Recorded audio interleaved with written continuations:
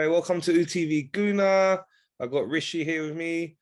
Really disappointing performance and result today. Lost the game 2-0 to Newcastle. Your thoughts on the match? Yeah, I'm kind of speechless.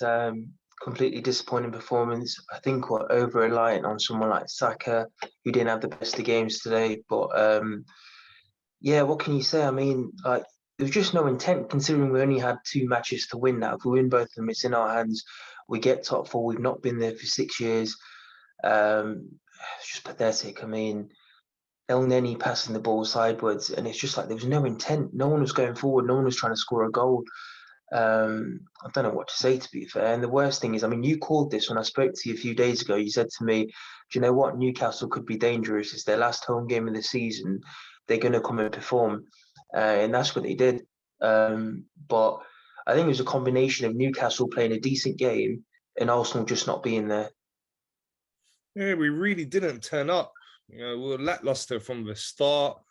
As you said, a lot of sideways passing. You would have thought how important it was to win the game, so we'd really go for it. Credit to Newcastle, as you said, they played well, but it just wasn't good enough from our point of view. Where was the intent? What was your thoughts on Arteta's lineup and the tactics? Well, in terms of the lineup, I mean, he played Ben White that we thought he'd play. I can't fault the lineup as much because I thought he was going to go with a similar sort of lineup to what I was thinking that they'd play anyway. I think it was just the players. I mean, the lineup was good enough, and that team on paper should be beating Newcastle.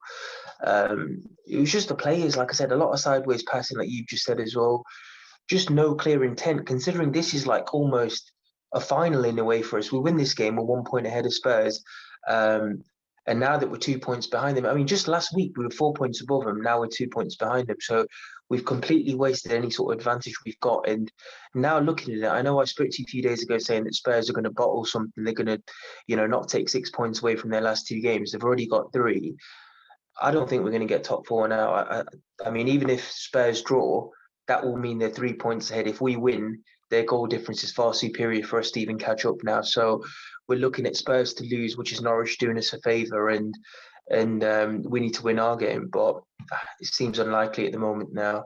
But yeah, in terms of the team lineup, I don't know if I would have picked anyone different. Maybe Martinelli to start rather than coming on. But yeah, it was just the players the players that he's picked should personally be winning that game for us, but they didn't. And the fact is, we didn't even, not even just win, we couldn't even draw that game. We're far off from it. The whole first half was pathetic. That sort of set the tone for the second half, where Newcastle knew we were going to come and chase that game. And in the end, there were moments where we were caught on the back foot, where it was sort of three Newcastle attackers against one or two defenders. They could have put three or four past us in a way. What would you put down such a poor performance to? Would you say lack of experience, the pressure got to us? I mean, yeah, I'm trying to think about it because we're not in any other competition. And this is why top four is so big this season, because we've been in other competitions previously where we're playing Europa League or going to the end of the FA Cup. But we're not in any of that. And we've really started to fuck up in the last few weeks where we're not really in any of the competition. They're only playing once a week. I don't know what it is. Maybe it's a lack of, these players are young and they've not got the experience. But then, I mean, there's players like El Neni who've been in that team for a long time. There are certain players that have played with other clubs and done it before and performed at on bigger stages. So, I mean, at the end of the day, for me, the blame has to go on the manager. He's the one that picks the team. He's the one that has to motivate them. He's the one that would have had that half-time team talk. Because despite how poor we were in that first half, we were in the game at 0-0. It just, one chance, one goal created by us. Even keeping it to a draw gives you some sort of hope. But yeah, you've got to pin it down to the manager who, like I've said before, for some reason the board have now given him a contract extension even before the season's finished. We could end up with a fifth place finish, and the guy's got a further extension to his contract. So it'll be disappointing. In the situations we've been in, there was a point about, you'd say, maybe 10 games ago where it looked like Arsenal could even get in the top three. And we've just blown our chances. We've ended up losing about 4 or 5 games in the last 10 games now. And I've got no words, really. Yeah. Yeah, so this is the thing. So when you talk about targets, right, in a business, it comes from the top. So if the owners and the people that are running the club don't set the targets high, Yeah. it runs through to the, okay, this is good enough. And then we've seen it. It's been happening for many years now, and it's just not good enough from the owners, I believe. They need to be more ambitious. They need to be overseeing things more. They need to be here active. We don't really see the owners. They should be here much more overseeing things, saying this is not good enough. Targets are higher. At the start of the season where Edu was asked, what's the target? Because there is no target. Yeah. It's not good enough. We just take it as it comes, yeah, and that just shows you the approach. If that's the approach of the board and people high up in that club, what's that going to reflect on the players? If you go into work here and they've not given you a set target saying, do you know what, I mean, you go in today, mate, do 4 emails, don't make me a difference. You're going to go in, then you're going to start chilling. You're going to be like, do you know what, work are going to pay me either way, whether I do 50 emails or I deal with 4 today. Makes no difference. Do you know what I mean? So that's going to filter down to the players. And unless the players have some sort of ambition, they're just going to be happy with the mediocrity. They're going to think, well, look, we're getting paid at the end of the week or whatever it is, whenever they get paid, and they're getting paid big money, whether we deliver results or we don't.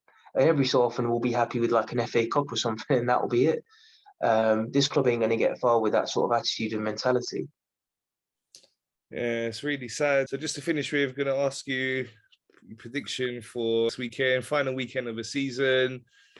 First, the Norwich Tottenham game, and then our game. Yeah, so Norwich Spurs, if I'm being honest with you, I don't see Norwich doing us any favours. I think Spurs will be good enough to win. And as we've mentioned before, even if they get a draw, their goal difference is far too superior that we would need to win by like 7 or 8-0.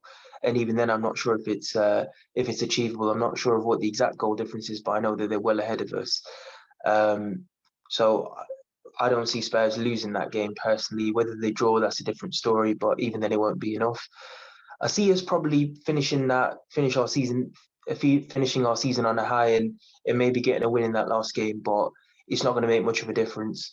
At the end of the day, if Spurs draw or win, that will be the end of it. The only good thing I can say for us is that I'm not really good at predictions. I told you that we would win today and Spurs would drop points with Burnley.